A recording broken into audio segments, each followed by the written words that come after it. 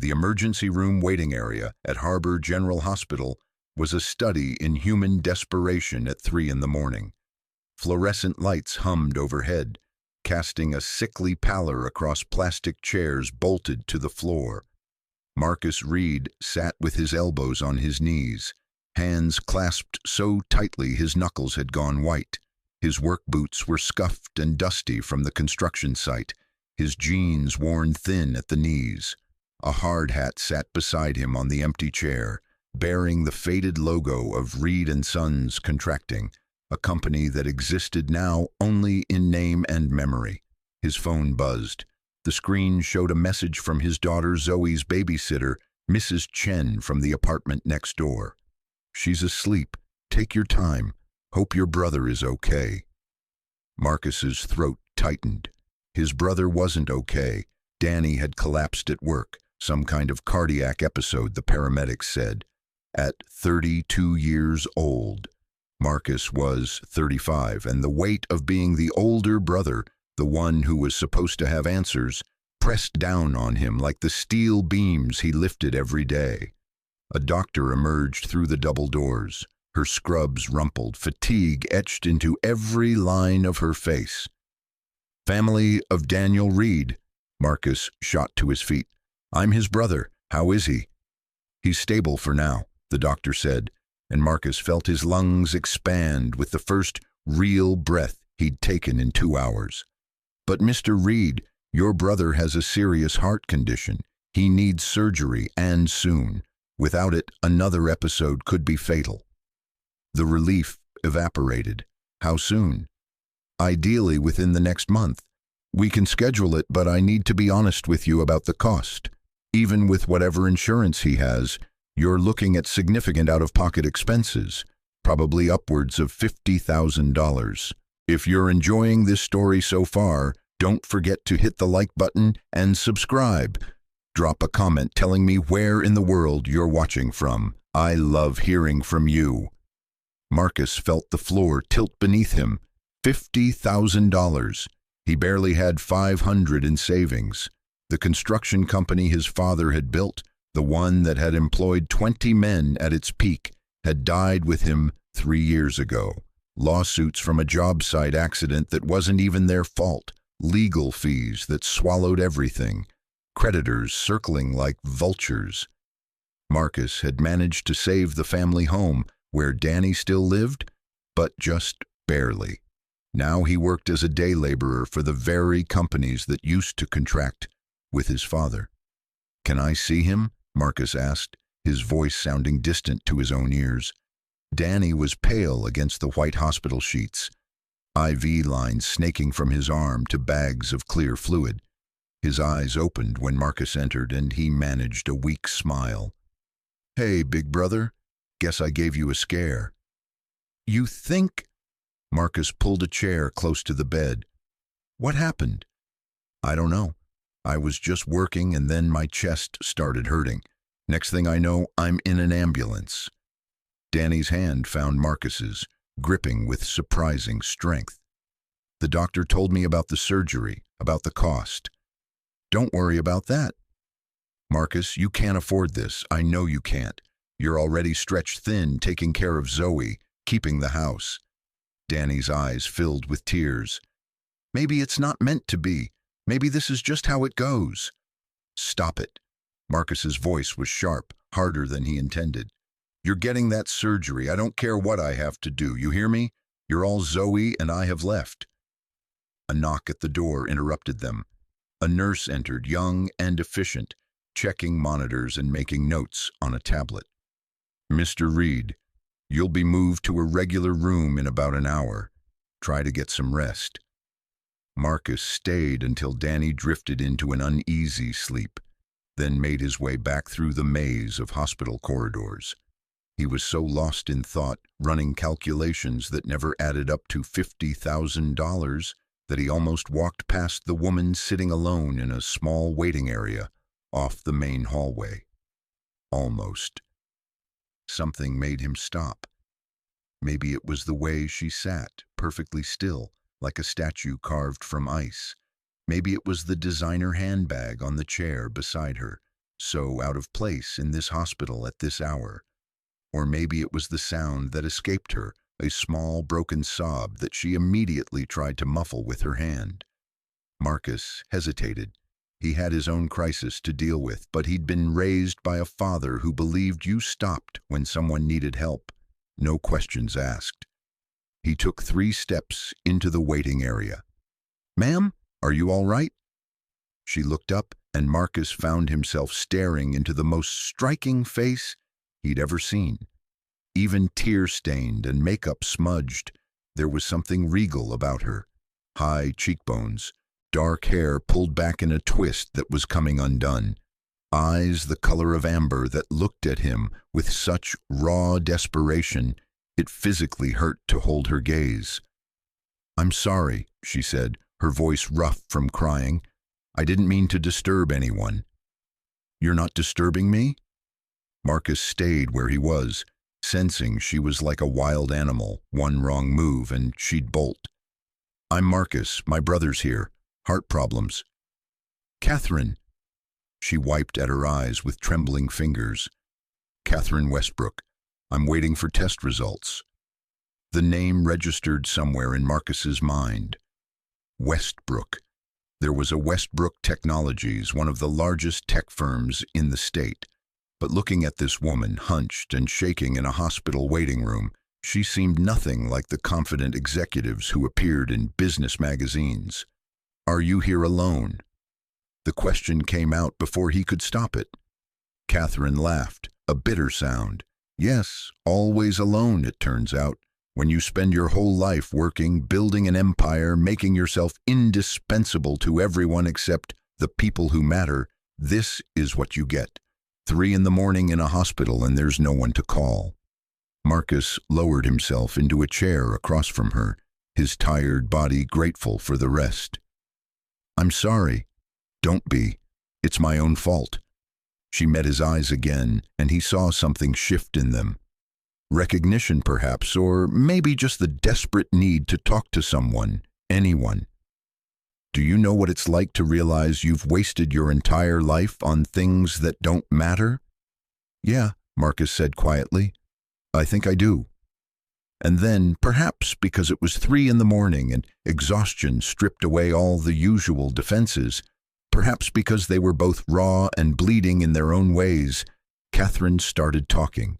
She told him about Westbrook Technologies, about taking over the company when her father died 5 years ago, about the board members who questioned her every decision because she was a woman, because she was young, because they wanted the power for themselves, about working 18-hour days, sleeping in her office, missing birthdays and holidays, and every moment that made life worth living.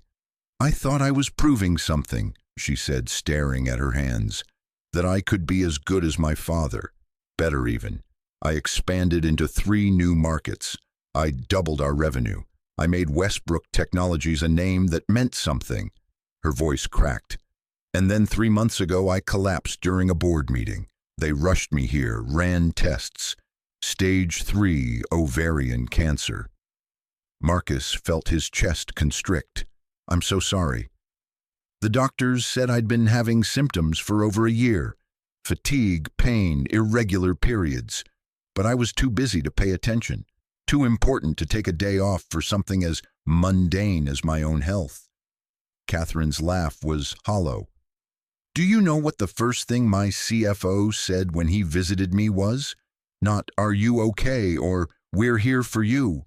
It was, 'When will you be back to work?' That's when I realized no one actually cares about me. They care about what I can do for them." "That's not true," Marcus said, though he had no idea if he was right. "Isn't it? My mother died when I was 12. My father raised me, but he raised me to be a CEO, not a daughter. I don't have siblings. I was engaged once, but he left when the company demanded too much of my time. I have employees who respect me, colleagues who fear me, and board members who want to replace me. But friends, people who would sit in this waiting room with me at 3 in the morning? No." Catherine pulled a piece of paper from her bag with shaking hands. These are my latest test results. The oncologist is reviewing them now, but I snuck a look at the preliminary notes. The cancer has spread, more aggressive than they thought. I start chemotherapy tomorrow, and the prognosis is, to quote the medical jargon, guarded. She looked up at Marcus. Do you know what that means? It means they're not sure I'll make it. Marcus didn't know what to say. What could anyone say to that? I'm 33 years old, Catherine continued, tears streaming freely now. I've never had a pet. I've never taken a vacation that wasn't a business trip. I've never learned to cook because I eat every meal at my desk or in restaurants where the chef knows my name, but I don't know theirs. I've never been to a concert just for fun. I've never, not once, done something purely because it made me happy instead of because it was good for business. She buried her face in her hands. And now I might die having never really lived. Marcus moved without thinking, crossing the space between them and sitting in the chair beside her. He didn't touch her, not yet, but his presence was there, solid, real. Listen to me, he said, his voice low but firm. You're not going to die. You don't know that. You're right, I don't. But I know this. If you're fighting half as hard to beat this cancer as you fought to build that company, then cancer doesn't stand a chance. He paused, then added more softly, and you're not alone right now. I'm here. Catherine lifted her head, staring at him as if trying to determine if he was real. You don't even know me. No, but I know what it's like to be scared and alone. When my dad died, when everything fell apart, I spent a lot of nights feeling like the world had forgotten I existed. Someone showed up for me then. Let me show up for you now. Something broke in Catherine's expression. The careful control she'd maintained, even while crying, shattered completely. She leaned forward, and Marcus did what felt natural. He put his arms around her and let her sob into his shoulder, her whole body shaking with the force of it. They stayed like that for a long time. Marcus didn't know how long. Eventually, her crying slowed, then stopped. She pulled back, wiping at her face with the back of her hand. I'm sorry, she said. I don't know what came over me. Don't apologize, we all need to break sometimes. A doctor appeared in the doorway, an older woman with kind eyes behind wire-rimmed glasses. Miss Westbrook, I have your results. Catherine stood, swaying slightly. Marcus stood too, steadying her with a hand on her elbow. She looked at him, a question in her eyes. Do you want me to come with you? He asked. You don't have to. I know, but do you want me to? Catherine nodded, unable to speak. They followed the doctor into a small consultation room. The news was as bad as Catherine had feared. The cancer had metastasized to her lymph nodes. Aggressive chemotherapy would start immediately, followed by surgery if the tumors shrank enough. The doctor spoke in careful, measured tones about treatment plans and survival rates. But Marcus heard what she wasn't saying. This was going to be brutal, and the outcome was far from certain. Do you have someone who can drive you home? The doctor asked. The preliminary medications I'm prescribing can cause dizziness. Catherine looked at Marcus. He nodded before she could ask. I'll make sure she gets home safely, he said.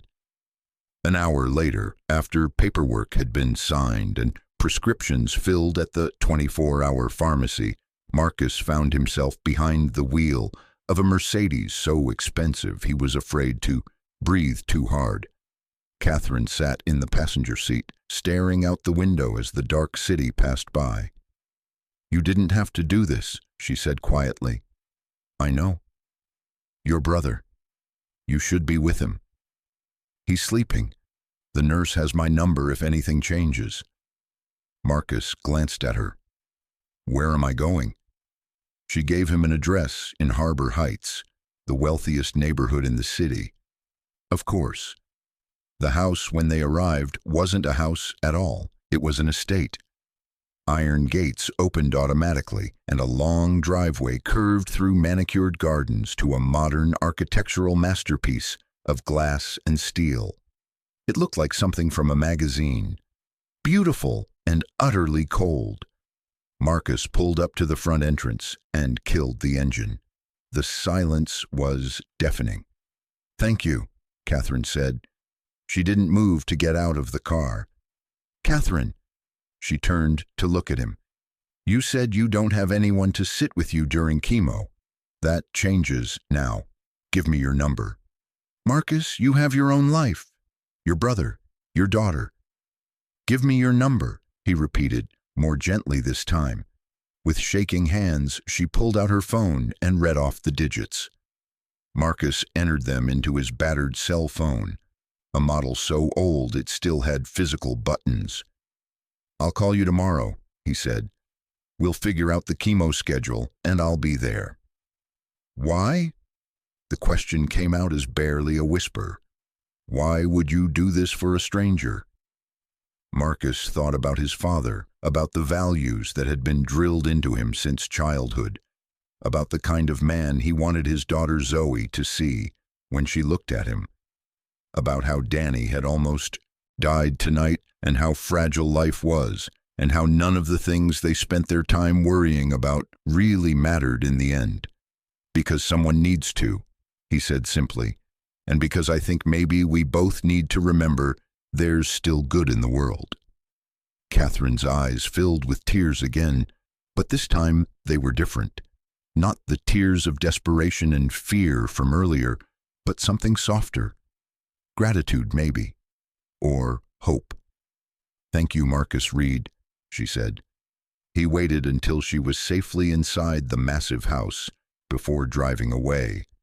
Only when her front door closed did he allow himself to feel the full weight of everything that had happened tonight.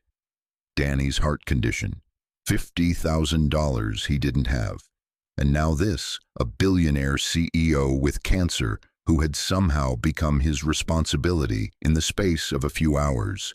His phone buzzed, a text from an unknown number. "Catherine, I don't know what I did to deserve your kindness tonight, but thank you for reminding me that people like you still exist." Marcus sat in her driveway for a long moment, watching the sky lighten from black to deep blue as dawn approached. Then he typed back a response. "Get some rest. I'll check on you tomorrow.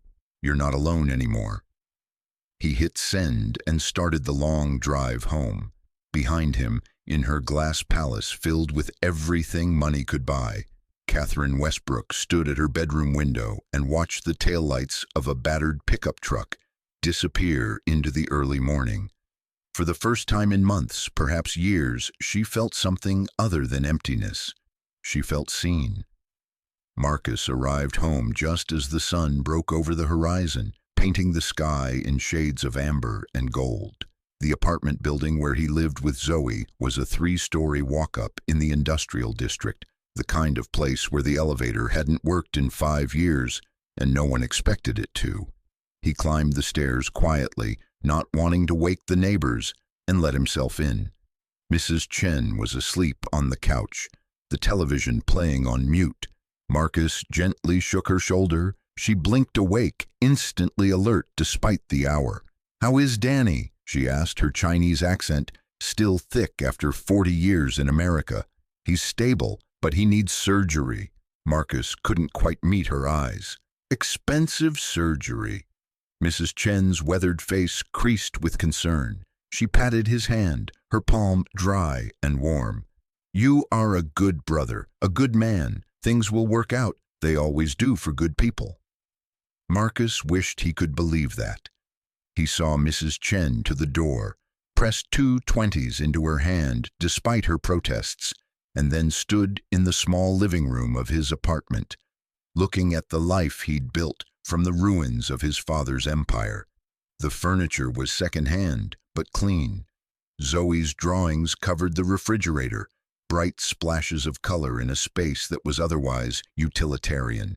A bookshelf held her chapter books and his construction manuals.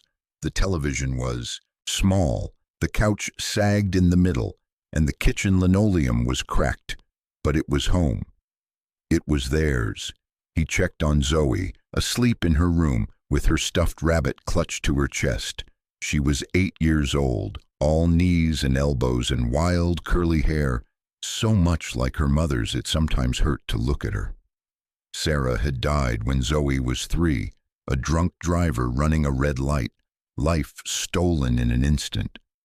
Marcus had been raising Zoe alone ever since, and most days he felt like he was barely keeping his head above water. He showered, changed into clean work clothes, and made coffee. By 6:30 he was sitting at the kitchen table with a notebook, running numbers that refused to cooperate. Danny's surgery, $50,000. His paycheck barely covered rent, food, and Zoe's after-school program. He had nothing left to give. His phone buzzed. A text from Catherine. "I couldn't sleep. Keep thinking about what you said, that I'm not alone anymore. I haven't felt not alone in so long I forgot what it felt like. Thank you doesn't seem like enough." Marcus stared at the message for a long moment. Then he typed back, "How are you feeling? First chemo is today, right?" The response came immediately, as if she'd been waiting for him to write. "Yes, 11 a.m. I'm terrified." Marcus looked at the notebook, at the impossible calculations. He looked at the clock. He had a shift starting at 7, but it was just day labor, easy enough to miss if he called in. The money he'd lose hurt, but something pulled at him, something he couldn't name. "I'll be there. Text me the address." He woke Zoe gently, made her favorite breakfast of scrambled eggs and toast, and explained that he had to help a friend today, but Mrs. Chen would take her to school. "What friend?" Zoe asked, syrup on her chin. "Someone I met at the hospital. She's sick and doesn't have anyone to sit with her during treatment." Zoe's eyes, so much like her mother's, went wide and solemn. "Like when Mommy was sick." Marcus's throat tightened. "Yeah, baby, like that." "Then you have to go, Daddy. Nobody should be alone when they're sick." Out of the mouths of children, Marcus thought. He kissed the top of her head. "You're pretty smart, you know that?" "I know," Zoe said seriously, and Marcus laughed despite everything. The cancer center was in a different wing of Harbor General, newer and more comfortable than the emergency room where Marcus had spent the night. The waiting room had soft chairs, warm lighting, and paintings on the walls that were probably meant to be soothing, but just made Marcus think of doctors' offices and bad news. He found Catherine sitting in a corner, wearing dark sunglasses despite being indoors, and a silk scarf wrapped around her head. She'd dressed casually, yoga pants and a sweater, but even in simple clothes there was something about her that screamed money. The way she held herself, maybe, or the watch on her wrist that probably cost more than Marcus made in a year. She saw him and stood removing the sunglasses. Her eyes were red-rimmed, and he could see she'd been crying again. "You came," she said, and the relief in her voice was palpable. "I said I would. People say a lot of things they don't mean. I'm not people." Something in Catherine's expression softened. She looked at him like he was a puzzle she was trying to solve, and Marcus felt suddenly self-conscious in his work boots and faded jeans, so obviously out of place in this world of designer athleisure and expensive medical care. A nurse called Catherine's name. They followed her into a treatment room where several recliners were set up, each with its own IV pole. Other patients were already there, some reading, some sleeping, all connected to bags of poison designed to kill the cancer before it killed them. The nurse got Catherine settled in a recliner, took her vitals, and explained the process. The first treatment would take about 3 hours. She'd probably feel okay today, but the side effects would hit tomorrow. Nausea, fatigue, maybe mouth sores. Everyone reacted differently. Marcus pulled a chair close to Catherine's recliner.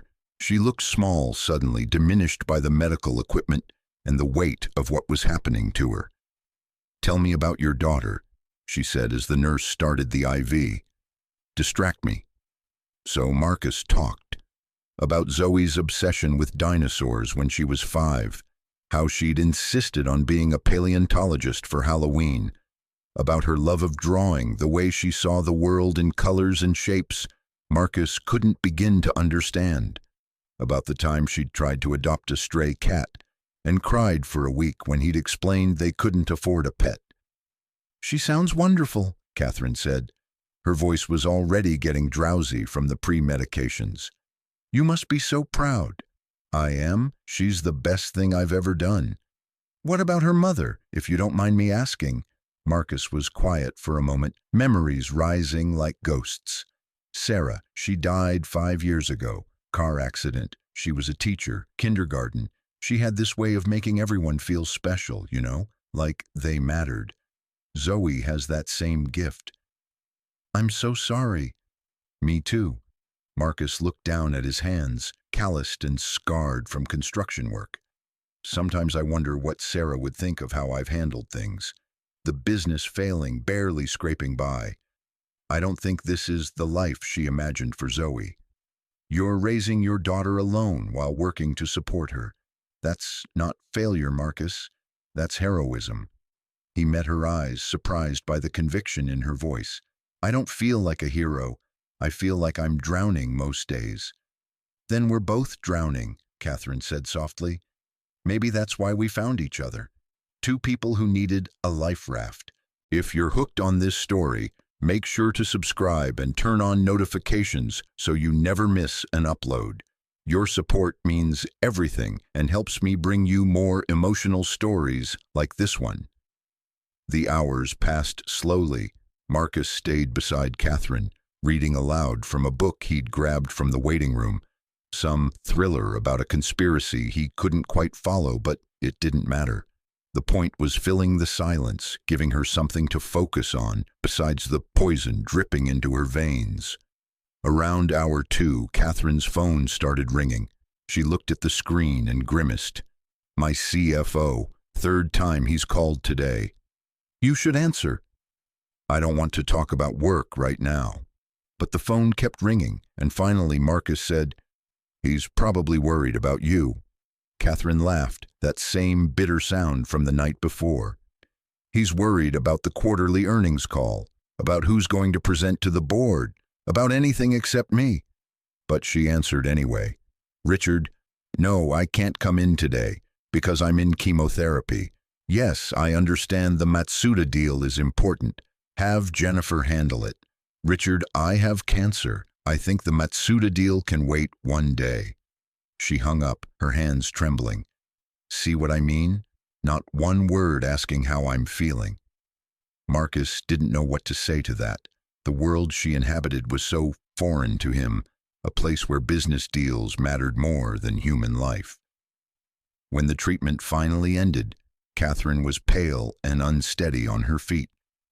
Marcus helped her to his truck, ignoring the valet who looked scandalized that this woman was getting into such a vehicle. "I should take you home," Marcus said. "I don't want to go home. That house is so empty, it echoes." Catherine leaned her head against the window. "Can we go somewhere else? Anywhere else?" Marcus thought for a moment, then made a decision that surprised himself. "Okay, but you might not like where I'm taking you." He drove to Zoe's school, arriving just as dismissal started. Catherine looked confused as children streamed out of the building, their voices high and bright. "What are we doing here?" "My daughter gets out at 3. I thought maybe you'd like to meet her." Catherine's expression shifted, something vulnerable crossing her face. "Are you sure? I'm not good with children." "Just be yourself." Zoe appeared in the crowd, her backpack nearly as big as she was. She saw Marcus's truck and ran over, then stopped short when she noticed Catherine in the passenger seat. "Zoe, this is Catherine. Catherine, my daughter Zoe." "Hi," Zoe said, suddenly shy. "Hello, Zoe." Catherine's voice was gentle. "Your father's told me a lot about you." Zoe climbed into the back seat, studying Catherine with open curiosity. Are you the sick lady Daddy's helping? Zoe, Marcus started, but Catherine laughed. Yes, I'm the sick lady. Your father is very kind to help me. He's the kindest person in the whole world, Zoe said matter-of-factly. Except maybe Mrs. Chen. She gives me almond cookies. They stopped at a park on the way home, and Marcus watched as Zoe, with the fearlessness of childhood, took Catherine's hand and pulled her towards the swings. Catherine looked terrified at first, but then Zoe started talking, the way only an 8-year-old can, about everything and nothing. Her teacher, the book she was reading, the spider she'd found in the classroom, and slowly, impossibly, Catherine began to relax. She pushed Zoe on the swings, her movements awkward at first but growing more confident. She laughed, really laughed, when Zoe did a flip on the monkey bars, and when Zoe demanded they have a tea party in the sandbox, Catherine sat cross-legged in the dirt, her expensive yoga pants getting dusty, and pretended to sip from an imaginary cup. Marcus sat on a bench nearby, watching. This was not the powerful CEO he'd read about in business magazines. This was someone softer, younger almost, someone who had maybe never had a childhood of her own and was experiencing it now through Zoe.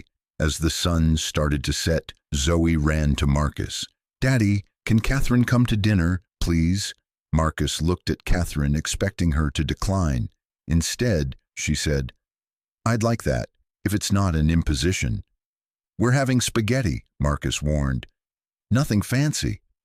I haven't had spaghetti in years, Catherine said, and there was such longing in her voice that Marcus felt something shift in his chest. The apartment suddenly felt smaller with Catherine in it. She stood in the living room looking around at the mismatched furniture and Zoe's drawings and the life Marcus had cobbled together from scraps.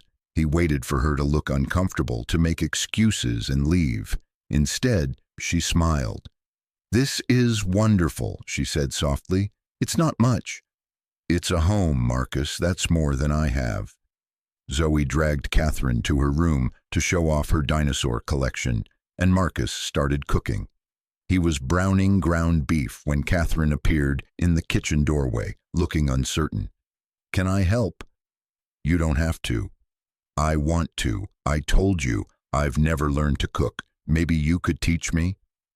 So Marcus taught the billionaire CEO of Westbrook Technologies how to make spaghetti sauce. She chopped onions with careful precision, asking questions about measurements and techniques. She stirred the pot with intense concentration, as if this was the most important task she'd ever undertaken, and when sauce splattered on her expensive sweater, she laughed instead of getting upset. This is harder than running a company, she said. Different skills, Marcus replied. They ate at the small kitchen table, 3 people crowded around a space meant for 2. Zoe chattered away, and Catherine listened with genuine interest, asking questions and laughing at Zoe's jokes. Marcus watched them together and felt something dangerous taking root in his chest.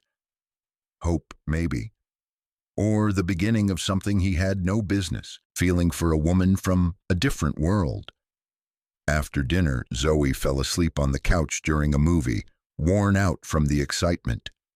Marcus carried her to bed, and when he came back, he found Catherine standing at the window looking out at the city lights. Thank you for today, she said without turning around. This is the best day I've had in longer than I can remember. We didn't do anything special. That's exactly why it was special. She turned to face him. Marcus, I need to tell you something. I've been thinking about it all day, and I have to say it. Marcus waited, his heart beating faster. I had my assistant look you up. I'm sorry, I know that's invasive, but I needed to understand who you are. Catherine took a breath.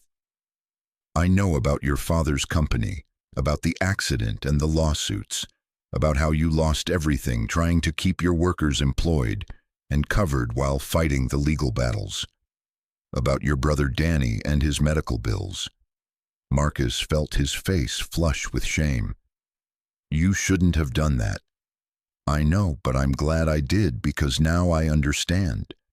You're barely surviving, Marcus. You're drowning in debt from trying to do the right thing, and yet you took time away from work today to sit with me during chemo, time you can't afford to lose. Catherine, let me finish. Her voice was firm now, the CEO emerging. Danny's surgery costs $50,000. I want to pay for it.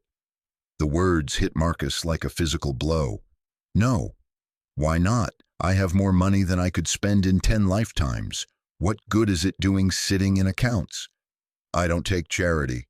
It's not charity. It's gratitude. You gave me something yesterday that money can't buy. You gave me hope when I had none. You made me feel human again. Let me help your brother.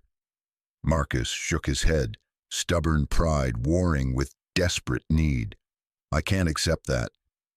Then don't accept it for yourself. Accept it for Danny, for Zoe. Catherine stepped closer. Marcus, I'm learning that money doesn't matter. Not really, but people do. Connections do. You showed me that. Don't let pride kill your brother when there's a solution right in front of you. The words found their mark. Marcus thought about Danny lying in that hospital bed, about the fear in his eyes when they talked about the cost, about Zoe, who had already lost her mother and shouldn't have to lose her uncle too. I'll pay you back, he said finally. Every cent. Even if it takes the rest of my life. We can work out the details later. Catherine's expression softened. Right now, just say yes, let me do this. Yes, Marcus whispered, and thank you. Catherine moved closer, and for a moment, Marcus thought she might hug him. Instead, she placed her hand over his heart, right where it was pounding against his ribs. No, Marcus, thank you for reminding me what it means to be alive. Over the next 3 weeks, Marcus's life transformed in ways he couldn't have predicted. Danny's surgery was scheduled and paid for, the relief so overwhelming, Marcus had cried in the hospital parking lot. Catherine started her chemotherapy in earnest, and Marcus was there for every session, reading to her, talking with her, sometimes just sitting in comfortable silence. But it wasn't just the medical appointments. Catherine started appearing in Marcus's life in unexpected ways. She showed up at the park when he took Zoe on Sunday afternoons. She came to Zoe's school play, sitting in the audience with tears streaming down her face during the finale. She learned to make grilled cheese sandwiches and wore it like a badge of honor, and Marcus found himself being pulled into her world too. Catherine's assistant, a sharp-eyed woman named Jennifer, called one afternoon with an unusual request. Miss Westbrook would like you to attend a board meeting tomorrow as her guest. Why? Marcus asked, genuinely confused. She said, and I quote, I want them to see what real integrity looks like. The Westbrook Technologies building was a gleaming tower of glass and steel in the financial district. Marcus felt completely out of place in the borrowed suit Catherine had sent over, too aware of his calloused hands and the fading scar on his jaw from a construction accident.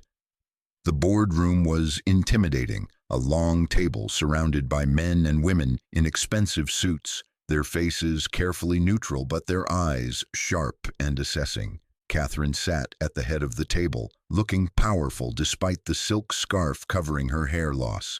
Ladies and gentlemen, I'd like to introduce Marcus Reed. He'll be observing our meeting today. With all due respect, said a silver-haired man Marcus recognized as Richard, the CFO. Why is a civilian sitting in on a board meeting? Because I invited him, Catherine said coolly. Do you have a problem with that, Richard? The meeting proceeded, a discussion of quarterly earnings and market expansion that Marcus barely followed. But he watched Catherine, saw how she commanded the room despite her illness, how she deflected attacks and held her ground.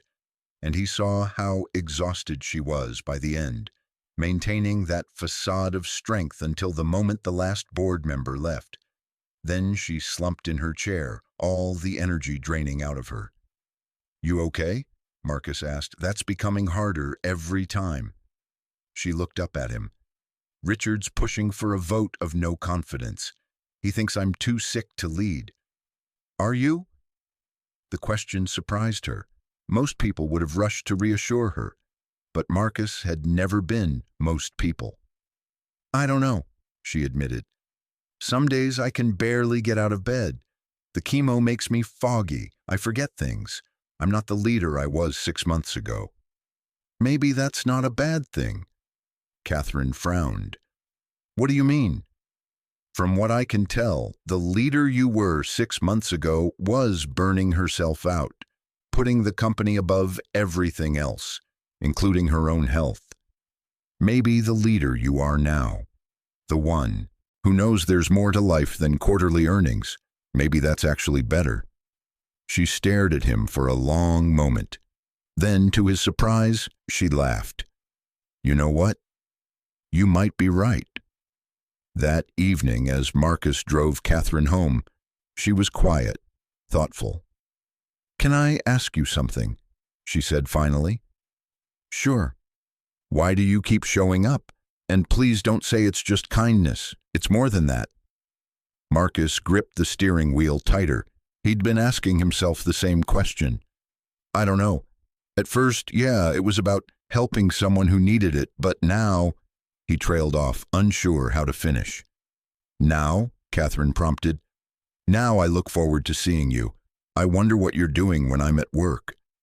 I find myself wanting to tell you things, share things. And that scares me, Catherine, because you're you, and I'm just a guy trying to keep his head above water. You're not just anything, Catherine said fiercely. You're one of the best people I've ever met. They sat in her driveway, neither moving to get out of the truck. The space between them felt charged, heavy with things unsaid. I need to tell you something, Catherine said. The board meeting tomorrow, Richard's calling for that vote, and he's going to bring up you. He's going to imply that I'm not thinking clearly, that I'm relying on inappropriate counsel from someone with no business experience. He's going to make it look bad, Marcus. For both of us. Then maybe I should stop coming around. No. Catherine's hand found his, her grip surprisingly strong. That's exactly what he wants. He wants to isolate me, make me look weak and alone. But I'm not alone anymore. I have you and Zoe. And maybe, just maybe, I have a chance at something I never thought I'd have, a real life. Marcus turned to look at her. In the dim light from the dashboard, she was beautiful. Not the polished beauty from magazine covers, but something rawer, more real. The beauty of someone who had been broken and was learning to put herself back together. What are you saying, Catherine? I'm saying I don't want this to end when the chemo is over. I'm saying that somewhere along the way, you and Zoe became the best part of my day. I'm saying... She faltered, suddenly uncertain. I'm saying I think I'm falling for you, Marcus Reed, and I have no idea if that's crazy or brave or just the cancer messing with my head, but there it is. Marcus's heart pounded so hard he thought it might break through his ribs. Every rational part of his brain screamed that this was impossible. She was a billionaire. He was barely scraping by. She lived in a mansion. He lived in a 3-room apartment with cracked linoleum. Their worlds didn't overlap, couldn't overlap. But when he looked at her, he didn't see the CEO of Westbrook Technologies. He saw Catherine, the woman who had learned to make spaghetti sauce with such fierce concentration, who had sat cross-legged in a sandbox having a tea party with his daughter, who had cried on his shoulder at 3 a.m. and let him see the scared, lonely person beneath the power suit. It's not crazy, he said finally, and if it is, then I'm crazy too, because I feel the same way. Catherine's breath caught. Really? Really? And that terrifies me, Catherine, because I don't know how this works, how we work, but I know I don't want to stop trying to figure it out. She leaned across the center console, her hand cupping his cheek. Marcus closed his eyes, feeling the warmth of her palm against his skin. Then we'll figure it out together, she whispered. The kiss, when it came, was soft and tentative, not the passionate collision of romance novels, but something gentler, more precious. A question and an answer all at once. A promise that maybe, just maybe, two broken people could find a way to be whole together. When they pulled apart, Catherine was smiling, really smiling, the kind that reached her eyes and lit up her whole face. Tomorrow's going to be hard, she said. I know. Richard's going to try to tear me down, tear us down. Let him try. Catherine's smile widened. You know what? I think we're going to be okay, both of us. As Marcus drove home that night, his mind was racing. The board meeting tomorrow would be a battle. Richard clearly had an agenda, and Marcus had just painted a target on his own back by getting involved. But for the first time since Sarah died, since his father's company collapsed, since everything fell apart, Marcus felt something other than the constant weight of survival. He felt alive. The morning of the board meeting, Marcus woke to his phone ringing. 5:30 a.m., Catherine's name on the screen. Marcus, her voice was weak, thready. I need help. He was out of bed before she finished the sentence.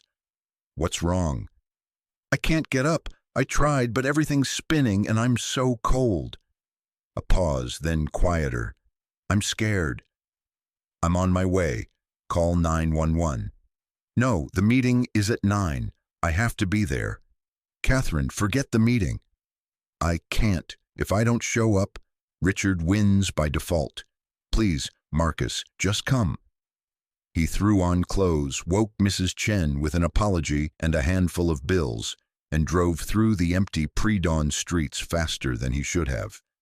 The gates to Catherine's estate were open, as if she'd triggered them remotely. He found her on the bathroom floor, still in her pajamas, her skin pale as paper. Hey, she whispered when she saw him. Sorry to wake you. Marcus knelt beside her, pressing his hand to her forehead. She was burning up. You have a fever. We're going to the hospital. After the meeting. Catherine, please. Tears leaked from the corners of her eyes. If I don't show up today, they'll use it as proof I'm too sick to lead. Everything I've built, everything my father built, Richard will tear it apart. I just need to get through the next few hours. Then you can take me to the hospital, I promise. Marcus looked at her, this stubborn, infuriating woman who would rather collapse than show weakness, and felt his heart break a little. Okay, but the second that meeting ends, we're going. No arguments. He helped her shower, sitting outside the bathroom door in case she fell. He helped her dress in a sharp black suit that hung looser on her frame than it had 3 weeks ago. He covered the dark circles under her eyes with makeup he didn't know how to use but tried anyway, and when she looked in the mirror, some of her strength seemed to return. Thank you, she said. By the time they arrived at Westbrook Technologies, Catherine had pulled herself together with sheer force of will. She walked into that building with her head high, and only Marcus knew how much effort each step cost her. He offered his arm, and she took it, leaning on him more than anyone else could see. The boardroom was packed. Not just the usual members, but lawyers, executives, even a few shareholders Marcus didn't recognize. Richard sat at the far end of the table, his expression smug. This wasn't just a vote of no confidence. This was an ambush. Catherine, Richard said, his voice dripping false concern. You look unwell. Perhaps you should rest and we can reschedule. I'm fine, Catherine said, taking her seat at the head of the table. Marcus stood behind her, his hand on the back of her chair. Let's begin. Richard's presentation was brutal. He had charts showing Catherine's reduced hours, missed meetings, delegated responsibilities. He had testimony from executives claiming she'd seemed confused or distracted. He painted a picture of a company adrift, led by a CEO too sick to function. I want to be clear, Richard said, his eyes sweeping the room. I have tremendous sympathy for Catherine's health struggles. Cancer is a terrible disease. But sympathy doesn't run a company. We have a responsibility to our shareholders, our employees, our stakeholders, and that responsibility requires leadership that is present, focused, and capable. He clicked to a new slide, and Marcus felt Catherine tense. It was a photo of them leaving the hospital together after one of her chemo sessions. Marcus was helping her to his truck, his arm around her waist. I also have concerns about Catherine's judgment, Richard continued. She's become involved with Marcus Reed, a man with no business experience, no education beyond high school, and a history of failed business ventures. He's been attending board meetings, influencing decisions, and from what I understand, Catherine has given him significant financial gifts. Murmurs rippled through the room. Marcus felt his face burn with shame. Catherine's hand found his, squeezing hard. "That's enough, Richard," she said, but her voice lacked its usual steel. "Is it? Because I think the board deserves to know that you paid $50,000 for this man's brother's surgery, that you've been seen with him constantly, including spending time with his daughter, that you've become emotionally compromised at a time when the company needs clear-headed leadership. My personal life is my own business, not when it affects your professional judgment." Richard leaned forward. "Catherine, I'm going to be blunt. You're sick. You're not thinking clearly. And you've latched onto the first person who showed you kindness because you're scared and alone. I understand that. But this company can't be run on emotion. It requires strength, focus, and objectivity, qualities you no longer possess." The silence that followed was deafening. Catherine tried to stand, swayed, and had to grip the table for support. Marcus moved to steady her, but she waved him off. "You want to talk about strength?" Her voice was shaking now, not with weakness but with rage. "I have more strength in my little finger than you've ever had. You want to talk about focus? I've focused on nothing but this company for 10 years. And objectivity? You're the one who's been meeting with our competitors behind the board's back. Don't think I don't know about your conversations with Meridian Tech, Richard." Richard's smug expression faltered. "I don't know what you're talking about." "Jennifer." Catherine gestured to her assistant, who stepped forward with a tablet. "Show them." The screen filled with emails, meeting transcripts, financial documents, evidence of Richard's plan to orchestrate a hostile takeover, positioning himself as CEO while selling off Westbrook Technology's most valuable divisions to Meridian. The room erupted. Board members shouting over each other, Richard's face going red, then white, lawyers frantically taking notes. In the chaos, Catherine swayed again, and this time, when Marcus caught her, she didn't push him away. "Catherine," he said quietly. "I'm okay," she whispered, but she wasn't. Her skin was clammy, her pupils dilated. "Just need to finish this." "No, you need a hospital." 5 more minutes. But she didn't have 5 minutes. As the board continued to argue, as Richard tried desperately to defend himself, Catherine's eyes rolled back and she collapsed. Marcus caught her before she hit the floor, shouting for someone to call 911. The boardroom descended into complete chaos. People running, phones being dialed, Jennifer crying as she tried to clear space. Marcus held Catherine in his arms, feeling how light she was, how fragile, and fear, unlike anything he'd felt since Sarah's accident, gripped his heart.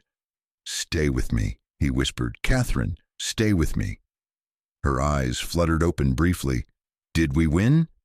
"Yeah, we won. Now stop talking and save your strength." The ambulance arrived within minutes. As the paramedics loaded Catherine onto a stretcher, Richard appeared beside Marcus. "This is your fault," he hissed. "You pushed her too hard. You let her come here when she should have been in bed." Marcus turned to face him, and whatever Richard saw in his expression made him take a step back. "No," Marcus said quietly, This is your fault. You made her feel like showing weakness would cost her everything. You created a culture where she couldn't be human, couldn't be sick, couldn't ask for help. You did this, Richard, and you're done." At the hospital, Marcus paced the waiting room while doctors worked on Catherine. Her fever had spiked to 104 degrees. The chemo had decimated her immune system, and she'd developed pneumonia. She was in septic shock, her body shutting down. Jennifer found him 3 hours later, her eyes red from crying. The board voted, "Richard's out. They want Catherine to stay on as CEO, but only if she wants to. They're willing to create a new position, chair of the board, with reduced responsibilities while she recovers." Marcus nodded, barely hearing her. All he could think about was Catherine on that bathroom floor, Catherine collapsing in the boardroom, Catherine's whispered question. "Did we win?" "There's something else," Jennifer said. "Richard's threatening to sue. He's claiming defamation, wrongful termination. He's also threatening to go public with photos of you and Catherine, implying the relationship is inappropriate." "Let him," Marcus said tiredly. "I don't care what he says about me." "But Catherine almost died today because she was trying to prove she was strong enough. I'm not letting her do that anymore." Dr. Sharma, Catherine's oncologist, emerged from the ICU. Her expression was grave. "Mr. Reed, you're listed as Catherine's emergency contact. How is she?" "Critical but stable. The next 24 hours will tell us if the antibiotics are working. But Marcus, I need to be honest with you. Even if she pulls through this, her body can't handle more chemotherapy right now. We need to pause treatment." "What does that mean for the cancer?" "It means we're giving it time to grow again. It's a calculated risk, but continuing chemo in her condition would kill her faster than the cancer." Marcus slumped into a chair, the weight of everything crashing down on him. Danny was recovering well from his surgery, but now Catherine was fighting for her life, and it was partially his fault. He'd let her go to that meeting. He should have insisted on the hospital. His phone rang. "Mrs. Chen." "Marcus, Zoe is asking for you. She knows something is wrong. Tell her I'll be home soon. She wants to see Catherine. Should I bring her to the hospital?" Marcus started to say no, but then he thought about Catherine lying alone in the ICU and about Zoe's earnest belief that nobody should be alone when they're sick. "Yeah," he said, "bring her." Zoe arrived an hour later, clutching her stuffed rabbit. She looked so small in the harsh hospital lighting, her eyes huge and frightened. "Is Catherine going to die like Mommy did?" she asked. Marcus knelt down to her level. "I don't know, baby. She's very sick." "Can I see her?" The ICU nurse was reluctant, but something about Zoe's solemn determination convinced her. They were allowed in for 5 minutes, no more. Catherine lay surrounded by machines, tubes and wires everywhere. Her skin had a gray cast, and her breathing was shallow. She looked so unlike the vibrant woman who'd had a tea party in a sandbox just weeks ago. Zoe walked to the bedside and took Catherine's hand. "Hi, Catherine. It's me, Zoe. Daddy says you're really sick, but I think you're going to be okay. You're the strongest person I know, except for Daddy." Marcus felt tears burning his eyes. "I drew you a picture," Zoe continued, pulling a folded paper from her pocket. "It's us at the park, see? That's you pushing me on the swings, and that's Daddy on the bench, and that's the sun. Because every time you come over, it feels like the sun is shining." She carefully placed the drawing on Catherine's chest, over her heart. "You have to wake up," Zoe said, her voice cracking. "Because we're a family now, and families don't leave each other. Please wake up, Catherine, please." As if responding to Zoe's plea, Catherine's fingers twitched. Her eyes fluttered, opened halfway. She looked at Zoe, and something like a smile crossed her face. "Hey, sweetheart," she whispered, her voice barely audible. Catherine! Zoe threw her arms around Catherine's neck, careful of the tubes. You're awake! Marcus moved to the bedside, his hand finding Catherine's. How do you feel? Like I got hit by a truck. Her eyes focused on him. The meeting. What happened after I passed out? Richard's gone. You won. Then why do you look so sad? Marcus couldn't answer. He just held her hand and tried not to cry. Over the next week, Catherine slowly improved. The antibiotics worked, her fever broke, and color returned to her face. But the conversation they'd been avoiding couldn't be postponed any longer. Dr. Sharma sat with both of them in Catherine's hospital room, her expression serious. Catherine, we need to talk about next steps. Your body needs time to recover before we can resume chemo. I'm recommending at least 3 months off, possibly 6. And the cancer will likely progress. I won't lie to you, but the alternative is that we continue treatment and your body gives out entirely. You came very close to dying, Catherine. Septic shock has a mortality rate of 40%, and that's in healthy patients. You need rest, proper nutrition, time to rebuild your strength. After the doctor left, Catherine stared at the ceiling, tears sliding down her temples. I can't do this anymore, she said finally. Marcus leaned forward. Can't do what? All of it? The company, the pressure, the constant fighting. I spent 10 years trying to prove I was as good as my father, and what did it get me? I'm 33 years old, and I almost died on a boardroom floor. She turned to look at him. Do you know what I thought about when I was passing out? What? You and Zoe. How I'd never get to see her grow up. How I'd never get to have a real life with you. Not the board meeting, not the company, not Richard or quarterly earnings or market share.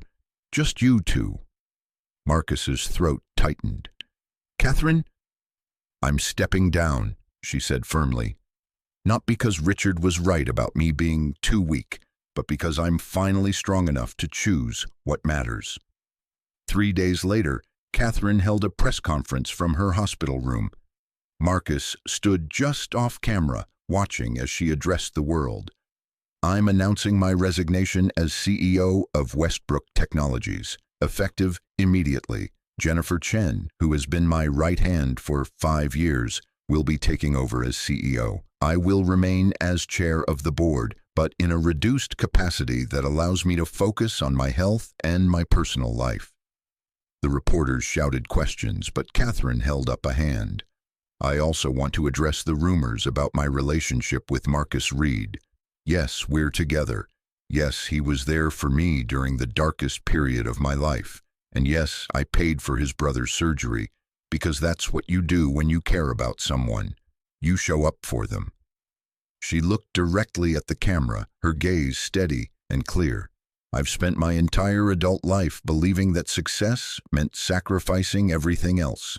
My health, my happiness, my chance at love. I was wrong. Real success is knowing what matters and having the courage to choose it, even when the world tells you you're weak for doing so. She paused, emotion flickering across her face. Marcus Reed is the strongest person I've ever met. He's raised a daughter alone while barely scraping by. He's been there for his brother through a health crisis. He showed up at 3 a.m. for a stranger and never stopped showing up. If anyone thinks that makes him unworthy of my time, my affection, or my respect, then they don't know what strength really means. The press conference went viral. By evening, hashtags were trending. Real success and choose what matters echoed across social media. People shared stories of their own struggles, their own moments of choosing life over work. And in his small apartment, watching the news with Zoe curled against his side, Marcus felt something he hadn't felt in years. Peace. Catherine was discharged 2 weeks later. Marcus picked her up, but instead of taking her to the mansion in Harbor Heights, he drove her somewhere else. "Where are we going?" she asked. "You'll see." They pulled up in front of a modest house in a quiet neighborhood. Not wealthy, but solid. Working class. Real. "What is this?" "I bought it," Marcus said. "Well, we're buying it. 3 bedrooms, a yard for Zoe, a garage I'm going to convert into a workshop. It needs work, but I'm pretty good with my hands." Catherine stared at the house, then at him. "Marcus, I have a mansion." "I know, but that's your father's house, not yours. This could be ours, if you want it." She was quiet for a long moment. Then she started crying, but this time they were good tears. "I want it," she whispered. "I want all of it. The house, the life, the future, with you and Zoe. I want normal and real and messy. I want to learn to cook more than just spaghetti. I want family dinners and homework help and PTA meetings. I want everything I never thought I could have." Marcus pulled her into his arms, feeling how she fit perfectly against his chest. "Then it's yours. All of it." The months that followed were hard, but good. Catherine sold the mansion, donating most of the furnishings to charity and keeping only what mattered. Photos of her parents, her father's watch, the drawing Zoe had made for her in the hospital.